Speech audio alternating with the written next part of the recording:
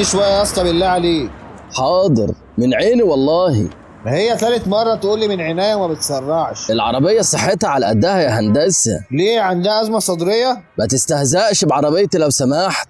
الله، أنا كده هغير فكرتي عنك. طب ابقى غير فكرتك بس شد شويه الله يخليك عشان مستعجل. رايح ادفن خالي. ليه بس هتدفنه ليه؟ ده حتى الخال والد. هدفنه عشان مات وهندفنه. أنا افتكرته عمل حاجة غلط ولا حاجة. طب يا باشا أنت عمال من الصبح تقول لي شد شد وأنت عندك ميت. المفروض انا اللي اقول لك شد حيلك. كفك بقى على الافيه ده. انت بتهزر؟ بقول لك خالي مات. طب يا باشا ايه المشكله؟ انت احسن من غيرك، على الاقل كان عندك خال. انا ما عنديش خال اصلا. انت مشيت بيه فتره. مشيت بيه فتره؟ ايه هو كوتشي؟ بقول لك ممكن بعد اذنك تمشي شويه وتبطل لك. انا مش فاهم انت مستعجل على ايه؟ هو خالك يعني هيقول لهم والله ما انا مدفون غير لما اشرف يجي؟ اشرف مين؟ مش عارف، حاسس انك اشرف في نفسك كده. لا يا سيدي انا اسمي عتريس.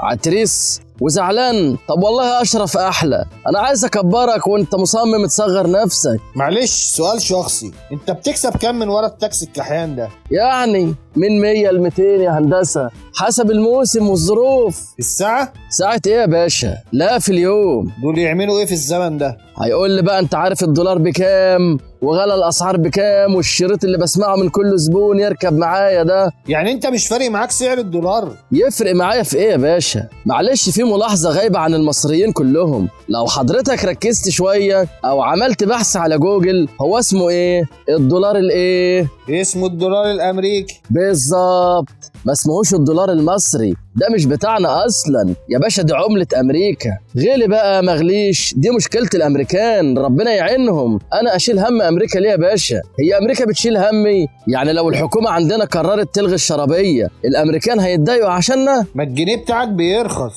انت بتمشي ورا الاشاعات دي.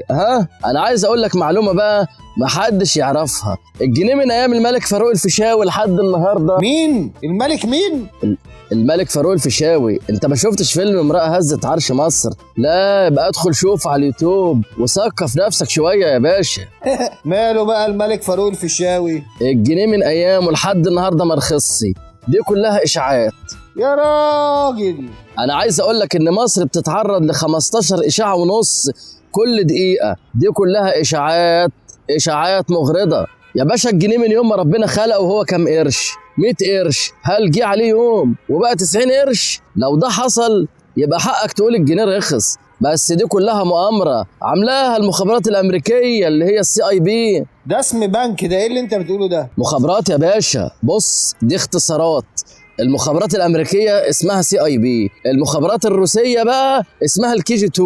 اعمل بحث على جوجل وثقف نفسك زي يا هندسة. يعني انت مثقف ومش متضايق من حاجه؟ حياتك زبادي في الخلاط يعني؟ يا باشا ما حدش بينام من غير عشاء، حتى اللي عاملين دايت ما بيناموش من غير عشاء، بياكلوا زبادي بليمون. وبعدين معلش هقول لحضرتك حاجه. اتفضل يا سواق نص الليل علمنا. احنا كلنا هنموت، انت كده كده قاعد هنا مده وماشي. انبسط بقى في الفتره اللي انت عايشها. هنقعد ننكد على نفسنا ليه؟ خال حضرتك مثلا اللي مات ده مش كان بيشيل الهم زيك؟ عمل له ايه شيل الهم؟ طلع له عضلات؟ عمل فورمه يعني من شيل الهم؟ مات في الاخر وساب كل حاجه. وزمانهم بيحطوا له قطن الوقت في ايه يا عم اللي انت بتقوله ده؟ يا باشا كنت هقول ودانه. الله، ايه؟ ثواني بس ارد على المدام. ايوه يا تهاني. لا ما جبتش فلوس. الله، مش بركز في الشغل اهوت. اعمل ايه يعني؟ اطير؟ هو انت متجوزه بغبغان ولا ايه يا تهاني؟ ايه عايزه تتطلقي؟ الحق عايزه تتطلق. طلقها يا عم وريح دماغك. بقول لك ايه، تحب تتطلقي دلوقتي ولا تستنيني لما ارجع من الشغل؟ ايه بتخوفيني باخواتك؟ بتخوفني باخواتها بنت بياع الطماطم. اثبت لها اللي انت مش خايف من اخواتها وطلقها. طب بص بقى، انت طالق يا تهاني. نسوان تغم وتجيب الضغط والسكر. والله عندك حق. نسوان عايزه الحرق يا جدع. طبعا. بقول لك ايه، لو سمحت انزل هنا يا استاذ. انزل هنا فين؟ حرام عليك احنا في الصحراء. معلش هي طلبت معايا تنزل هنا. متضايق شويه وعايز اقعد مع نفسي بس. هقعد ساكت ومش هتسمع صوتي والله. لا. يا اسطى بس ما ينفعش عشان انت هتنزل ولا اعمل معاك الغلط؟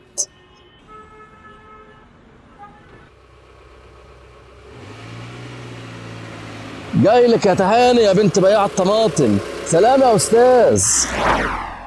حسبي الله ونعم الوكيل فيك انت وتاني. روح يا شيخ الاقي التاكسي يتقلب بيك وتاني تضرب فيها انبوبة البوتاجاز واخلص منكو يعني يا الله.